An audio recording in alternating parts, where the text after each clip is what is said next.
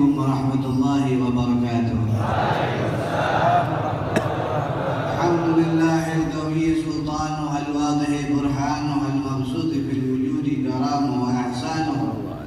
Allahumma shalli wa sallim ala sayyidina wa maulana Muhammadin ibadi rahmatillah adada man fi ilmillah salatan wa salaman da'imain mutalazimain min yawmin hadha ila yawm qudum ala Allah.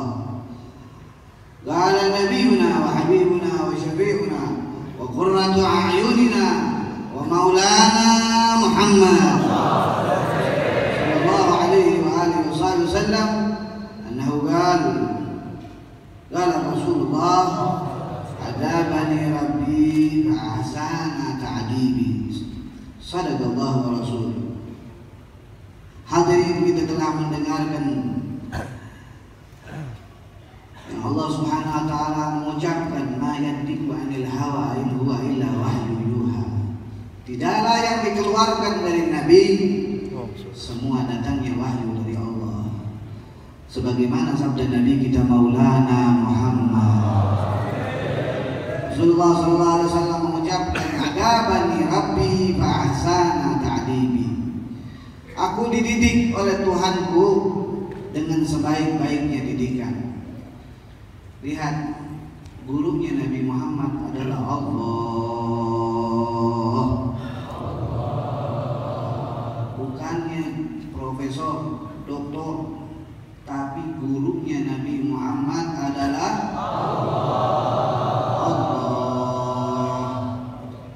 Allah yang menciptakan langit dan bumi, yang menciptakan seluruh makhluknya.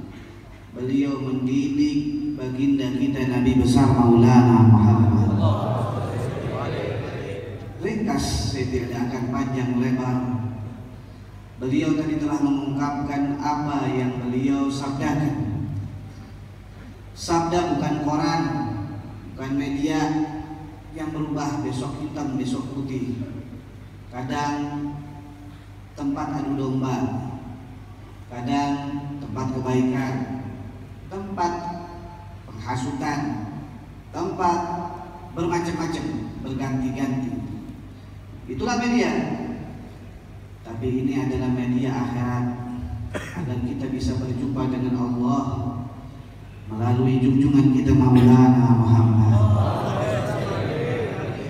Beliau mengajarkan kepada kita agar kita mempunyai hati yang betul-betul tidak tergantung kepada makhluk, melainkan kepada Allah.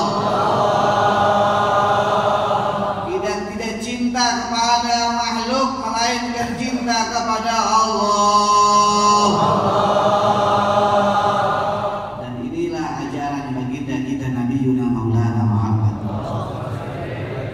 Bila seseorang masih memiliki rasa bergantung kepada makhluk, niscaya orang itu akan mendapatkan dua, ketakutan dan kesedihan. Tapi bila seseorang hanya bergantung kepada yang Maha Agung Allah, dialah yang memiliki Ar-Rahman Ar-Rahim Al-Malik Al-Qudus As-Salam Al-Mu'min Al-Mu'aymin Al-Aziz Al-Jabbar Al-Mutakabbir Al-Khaliq Al-Bari Al-Musawwir Al-Ghaffar Al-Qahhar Al-Wahhab Al-Razzaq Al-Fattah Al-Alim Al-Qabid Al-Basit Al-Khafid Al-Rafi', yang mengangkat semua makhluk-makhluknya menjadi tinggi, dan dialah adalah Allah. Lihatlah nama-namanya yang suci, yang tidak disebut namanya, kita akan memiliki kekuatan, kita akan memiliki kesenangan, karena yang disebut adalah maha daripada seluruh maha. Dialah maha kasih sayang, dialah maha yang merajai, dialah maha yang suci, dan dialah maha dari keadilan. Dan bila orang telah mendapatkan yaitu kekuasaan atas namanya, dia tidak pula memiliki dua atasnya, yaitu ketakutan dan kesedihan.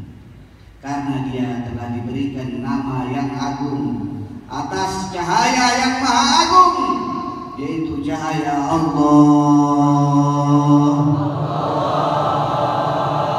Bagaimana Rasulullah Shallallahu Alaihi Wasallam beliau takut dan sedih, sedangkan beliau Shallallahu Alaihi Wasallam langsung dididik oleh Allah Subhanahu Wa Taala. Tidak seperti kita yang kadang-kadang berburu ke sini, berburu ke sana, banyak guru kita, tapi kita masih tidak takut kepada Allah. Bahkan mata kita kurang membaca Quran, telinga kita kurang mendengarkan Quran, mulut kita kurang daripada membasahkan ayat-ayat Quran. Bagaimana kita sebagai umatnya Habibuna Maulana Muhammad, sedangkan Rasul Sallallahu Alaihi Wasallam beliau langsung diperlihatkan oleh Allah Subhanahu Wa Taala triliunan malaikatnya di kala Isra wal Mi'raj, bahkan surga, bahkan neraka dilihatkan isinya. Tidak hanya itu, bahkan beliau dilihatkan zat yang maha agung, Allah Subhanahu Wa Taala. Tidak lain tidak bukan karena cintanya Allah kepada junjungan kita Maulana Muhammad. Inilah didikan yang diberikan Allah kepada Nabi kita Maulana Muhammad, yang harus kita contohi. Dan Rasulullah SAW tidaklah beliau berkata melainkan itu adalah dari Allah, dan Allah menginginkan kita semua selalu di belakang bendera Habibuna wa Maulana Muhammad. Karena seuntung-untungnya orang-orang yang di belakang benderanya Nabi Muhammad. Orang yang paling beruntung bukan orang dekat presiden.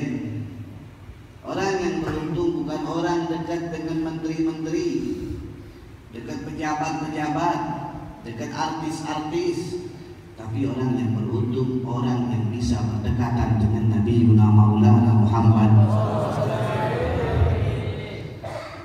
Karena Nabi Muhammad adalah Habibullah, kekasih Allah. Semua anbiya dijuluki oleh Allah. Ada yang dijuluki Khalilullah, ada yang dijuluki Ruhullah, ada yang dijuluki Khalilullah, ada yang dijuluki Kalimullah. Tapi tidak seperti julukan yang dijuluki oleh kekasih Allah ini, Nabi Maulana Muhammad. Begitu banyak julukan Rasulullah, tidak hanya Habibullah, bahkan Allah memuji di dalam Qurannya, Taha, Yasin, Alif Lam Mim, Taha ya Ain Sad, Alif Lam Ra, ya ayyuhal mudaththir. Begitu banyak panggilan Habibuna Maulana Muhammad. Lihat oleh kita, begitu sayang Allah kepada Nabi Muhammad, tetapi sayangnya Allah kepada Nabi Muhammad SAW diberikan lagi untuk umatnya, agar umatnya betul-betul selamat di dunia wal akhirah. Caranya bagaimana? Jaga ini amanat, yaitu Rasul Shallallahu Alaihi Wasallam meninggalkan dua pusaka. Taraktu fikum sakalain. Aku tinggalkan kepada kalian dua pusaka. Yang pertama adalah Al-Quran. Biarpun sampai manapun kita harus berpegang kepada Al-Quran, karena ini adalah amanat Habibuna Maulana Muhammad. Barang siapa berjalan dalam Quran, barang siapa dia itu berilmu dengan ilmunya Quran, dan barang siapa dia memakai hukum Quran, maka dia akan diselamatkan oleh Allah Subhanahu Wa Taala. Karena ini adalah satu-satunya mukjizat yang bisa kita lihat. Kita tidak bisa melihat bulan yang dibelah oleh Habibuna Maulana Muhammad. Kita tidak bisa melihat air yang keluar dari jerajinya Rasulullah. Kita tidak bisa melihat bagaimana binatang bisa berbicara dengan Nabi Maulana Muhammad. Kita tidak bisa melihat bagaimana pasir-pasiran mengucapkan salam kepada Habibuna Maulana Muhammad. Kita tidak bisa melihat bagaimana gunung Uhud bergetar dengan kedatangan Habibuna Maulana Muhammad. Bagaimana kita mendengar cerita-cerita tentang mukjizat Rasulullah, tapi kita tidak bisa melihatnya. Akan tetapi kita bisa melihat Al-Quran, mukjizat yang masih ini hari kita bisa lihat adalah mukjizatnya Nabi Maulana Muhammad. Oleh karena itu Rasulullah berpesan, taraktu fikum sakalain, aku tinggalkan dua pusaka ini. Yang satu Al-Quran, dijaga Al-Quran. Jangan sampai ada yang berani lagi menghina Al-Quran. Jangan sampai ada lagi yang mencaci Al-Quran.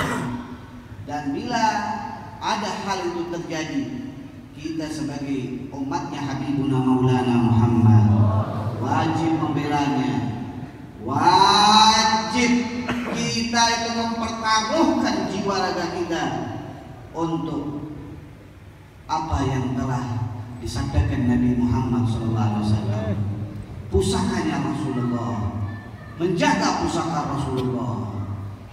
Kita sudah melihat umat Islam betul-betul mengamalkan apa yang diucapkan oleh Nabi Maulana Muhammad. Beberapa bulan yang lalu, kota Jakarta bahkan Indonesia dengan gerakan 212 berbondong-bondong manusia menjaga pusaka Rasulullah yang dinistakan oleh orang kafir yang tidak mempunyai akal, yang tidak mempunyai perasaan, sehingga membuat marah umat Habibuna Maulana Muhammad. Menandakan bahwa di Indonesia umat Habibuna Maulana Muhammad masih memegang ucapan sabda Nabiuna Maulana Muhammad. Yang kedua, aku tinggalkan satu pusaka Al-Quran. Dan yang kedua, fitrah Ahlul Baiti. Yang kedua adalah keluarga cucu Nabiuna Maulana Muhammad. Kalian tidak bisa melihat pemuda ahli surga Sayyidina Al-Hasan wa Sayyidina Al-Husain. Ya Habibi Rasul, ya Habibi Rasul, ya Sayyidil Hasan, ya Sayyidil Husain. Habibur Rasul, cahayanya Nabi Muhammad, ulamakannya Rasulullah. Al-Hasan summa Al-Husain lin Nabi Qurratul Ain nuruhum rawqahum kabin jadduhum sallu alaih. Al-Hasan summa Al-Husain. Siapa beliau? Beliau adalah cucu Habibuna Maulana Muhammad. Dua cucu Rasulullah yang menurunkan para habaib inilah adalah pusaka dari Rasulullah. Karena beliaulah lahir Sayyidina Al-Faqih Muqaddam, lahir Sayyidina Syekh Abdul Qadir, lahir Sayyidina Imam Al-Hadi Allah, lahir Sayyidina Saqqaf wal Idrus wal Attas wal Haddad, dan lahir semua dzurriyyah Rasulullah. Mereka adalah orang-orang pemberani karena datuknya pemberani. Tidak ada rasa takut dan sedih di hati mereka, melainkan takut umat Islam ini ikut kepada orang-orang kafir. Takut umatnya Habibuna Maulana Muhammad kalah dengan orang-orang kafir. Maksudnya kalah apa? Dikasih uang diikut orang kafir, dikasih jabatan dikasih ikut orang kafir. Bagaimanapun mereka